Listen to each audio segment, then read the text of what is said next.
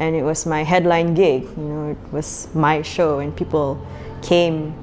And I think the surreal experience was the whole place just sang along with my tunes. And I think as soon as I left the stage, I started crying because I was like, I wish my parents were here.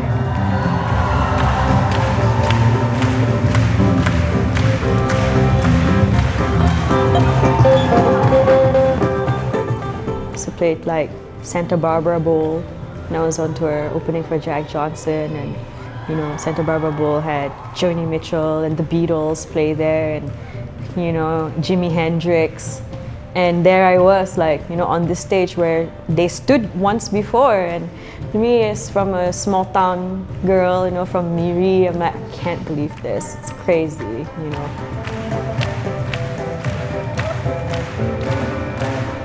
I'm lucky enough to be able to come back here and, work with people that I work with now. It's free and easy here, and people are free to make up their own rules, which is great. However, for the past 10 years, I've learned how to kind of really do things fairly and accordingly.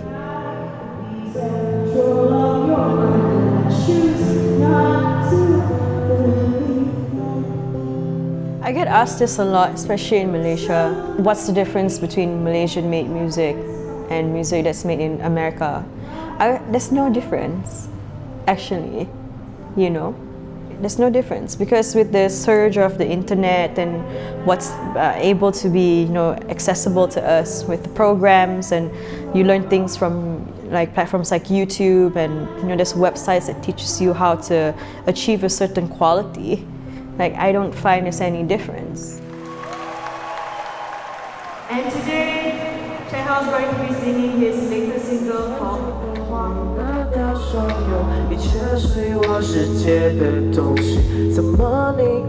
I've had my fair share of being on the other receiving end of biasness and stuff like that. But in the end of the day, you also have to look out for yourself. You also have to support and be real about what you do. And you also have to just sort of share the love as well. And I think that's super important that we, as Malaysian musicians, continue to support each other in order for the scene to grow.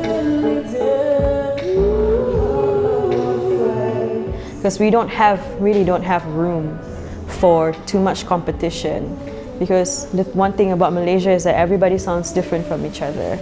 And, the support that you have from your fellow people is real. I always tell myself, and also fellow artists, we should always be more afraid of staying the same. So I always welcome change, and I always want to evolve as an artist, because I don't believe in really kind of placing myself in a certain genre or a certain sound.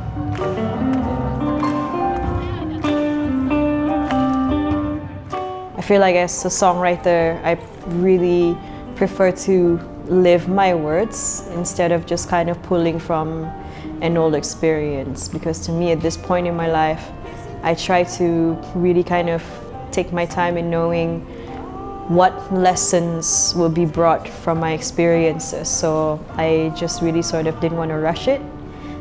So I don't know, I think we just really need to respect music for what it is and just sort of make it in a place that's pure. And then maybe then you'll be able to, have your message larger than, your own life itself. And then maybe that could take you to some really cool places in the world where people need to hear your healing music and healing words.